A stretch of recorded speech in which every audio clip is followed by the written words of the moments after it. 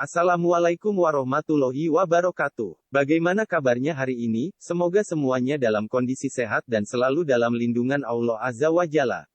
Pada pembelajaran kali ini kita akan bersama-sama belajar mengenai konsep keperawatan gawat darurat. Setelah mempelajari materi ini, Anda diharapkan mampu, 1. Menjelaskan definisi keperawatan gawat darurat. 2. Menjelaskan ruang lingkup keperawatan gawat darurat. 3. Menjelaskan peran dan fungsi perawat gawat darurat. 4. Menjelaskan prinsip-prinsip dalam asuhan keperawatan gawat darurat. 5. Menjelaskan dasar hukum pelayanan keperawatan gawat darurat. Sebelum mendefinisikan keperawatan gawat darurat, Anda harus mengetahui apa itu gawat darurat. Gawat darurat merupakan suatu keadaan yang menimpa seseorang yang dapat menimbulkan proses mengancam jiwa, sehingga memerlukan pertolongan tepat, cermat, dan cepat untuk mencegah kematian dan kecacatan. Jadi keperawatan gawat darurat dapat didefinisikan sebagai rangkaian kegiatan praktek keperawatan kegawat daruratan, yang diberikan oleh perawat yang berkompeten, untuk memberikan asuhan keperawatan di ruangan gawat darurat, untuk mengatasi masalah biologi, psikologi, dan sosial klien. Baik aktual maupun resiko tinggi, yang timbul secara bertahap maupun mendadak. Sedangkan menurut Asosiasi Perawat Emergensi Internasional, keperawatan gawat darurat merupakan asuhan keperawatan yang diberikan pada individu, dari seluruh rentang usia yang mengalami gangguan masalah kesehatan, yang bersifat aktual atau berpotensi mengalami gangguan, baik fisik atau emosional, yang memerlukan intervensi lebih lanjut. Asuhan keperawatan tersebut dapat bersifat episodik, primer, akut, dan dapat terjadi di berbagai tempat.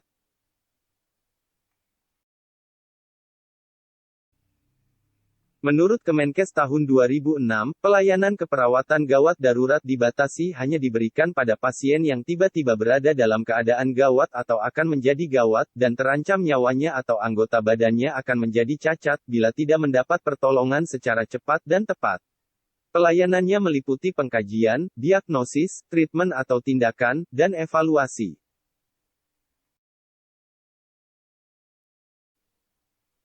Asuhan keperawatan gawat darurat berbeda dengan asuhan keperawatan pada umumnya. Perbedaan tersebut diantaranya, 1. Kondisi kegawatan seringkali tidak terprediksi, baik kondisi klien dan jumlah klien yang datang ke ruang gawat darurat. Sehingga dalam hal ini, perawat harus selalu siap siaga selama bekerja di unit gawat darurat. 2. Keterbatasan sumber daya dan waktu, sehingga diperlukan keterampilan dalam memilah pasien berdasarkan prioritas kegawatannya dan kedaruratan tindakannya. 3. Pengkajian, diagnosis, dan tindakan keperawatan diberikan untuk seluruh usia, seringkali dengan data dasar yang sangat terbatas. 4. Jenis tindakan yang diberikan merupakan tindakan yang memerlukan kecepatan dan ketepatan yang tinggi, sehingga diperlukan tenaga perawat yang dapat bekerja secara cepat dan akurat. 5. Adanya saling ketergantungan yang tinggi antara profesi kesehatan yang bekerja di ruang gawat darurat, sehingga diperlukan keterampilan komunikasi yang efektif antar profesi.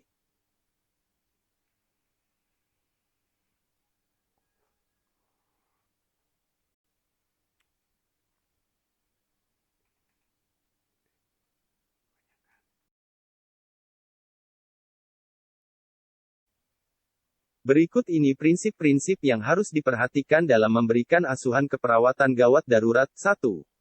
Penjaminan keamanan diri perawat dan pasien harus terjaga. Perawat harus menerapkan prinsip universal precaution, mencegah penyebaran infeksi, dan memberikan asuhan yang aman untuk pasien. 2. Cepat dan tepat dalam melakukan triase, menetapkan diagnosis keperawatan, tindakan keperawatan dan evaluasi yang berkelanjutan. 3. Tindakan keperawatan meliputi resusitasi atau mengembalikan fungsi tubuh dan stabilisasi. Tindakan tersebut diberikan untuk mengatasi masalah biologi dan psikososial pasien. 4. Penjelasan dan pendidikan kesehatan untuk pasien dan keluarga harus diberikan, untuk menurunkan kecemasan dan meningkatkan kerjasama pasien perawat. 5. Sistem monitoring kondisi pasien harus dapat dijalankan selama pasien berada di unit gawat darurat. 6. Sistem dokumentasi yang dipakai dapat digunakan secara mudah, cepat dan tepat, sehingga tidak menghambat dalam pelaksanaan asuhan keperawatan. 7. Penjaminan tindakan keperawatan secara etik dan legal keperawatan perlu dijaga, untuk mencegah kejadian malpraktek selama pelayanan asuhan keperawatan. Berikut ini peran dan fungsi perawat yang bekerja di unit gawat darurat menurut Kemenkes.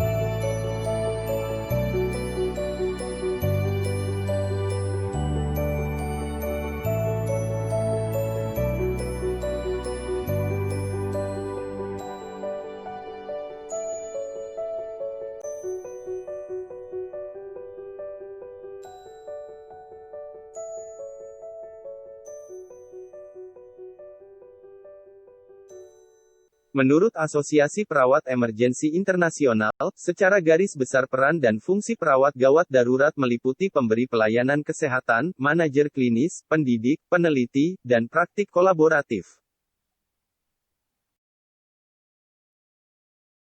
Berikut ini kewenangan perawat gawat darurat menurut Kemenkes tahun 2006.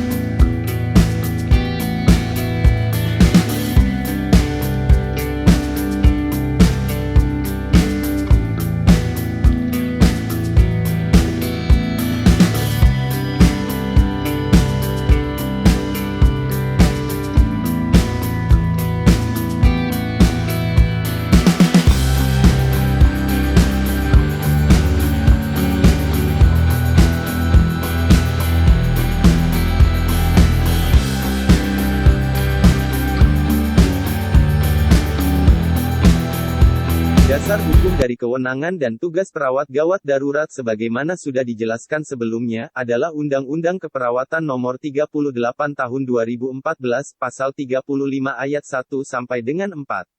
Berikut isi dari pasal tersebut. Ayat 1, dalam keadaan darurat untuk memberikan pertolongan pertama, perawat dapat melakukan tindakan medis dan pemberian obat sesuai kompetensinya. Ayat 2, pertolongan pertama sebagaimana dimaksud pada ayat 1, bertujuan menyelamatkan nyawa klien dan mencegah kecacatan lebih lanjut. Ayat 3, keadaan darurat sebagaimana dimaksud pada ayat 1, merupakan keadaan yang mengancam nyawa atau kecacatan klien. Ayat 4, keadaan darurat sebagaimana dimaksud pada ayat 1, ditetapkan oleh perawat sesuai dengan hasil evaluasi berdasarkan keilmuannya.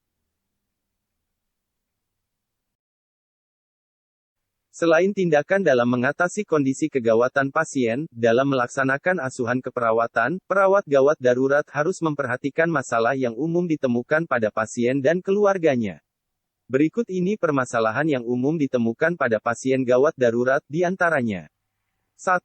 Kesakitan atau nyeri sedang sampai dengan berat yang mengancam kehidupan. 2. Cemas dengan kondisinya. 3. Kebingungan dengan berbagai tindakan pelayanan yang diperoleh. 4. Konflik peran akibat masalah kesehatan yang dialaminya. 5. Ketakutan akan ancaman kematian. 6. Ketidakberdayaan akibat beratnya masalah kesehatan yang dialami. Adapun permasalahan yang umum ditemukan pada keluarga pasien, adalah sebagai berikut. 1. Cemas sampai panik dengan kondisi yang dialami pasien. 2. Kebingungan akan tindakan yang harus dilakukan pada pasien. 3. Sedih sampai syok sebagai dampak beratnya masalah kesehatan yang dialami pasien semakin memburuk. 4. Keluarga memikirkan klien terus-menerus, sehingga memerlukan informasi mengenai perkembangan pasien. 5. Keluarga tidak mau makan. 6. Keluarga tidak dapat beristirahat atau tidur. 7. Perubahan peran dalam keluarga. Terima kasih sudah mengikuti materi ini sampai dengan selesai. Semoga materinya dapat dipahami dengan baik. Jika ada yang masih belum dipahami, silakan tulis pertanyaan dalam forum diskusi. Selanjutnya silakan kerjakan soal latihan materi ini, untuk mengukur pemahaman Anda dalam pembelajaran. Selamat belajar dan semoga kita semua dalam kondisi sehat serta selalu dalam lindungan Allah Azza wa Jalla. Assalamualaikum warahmatullahi wabarakatuh.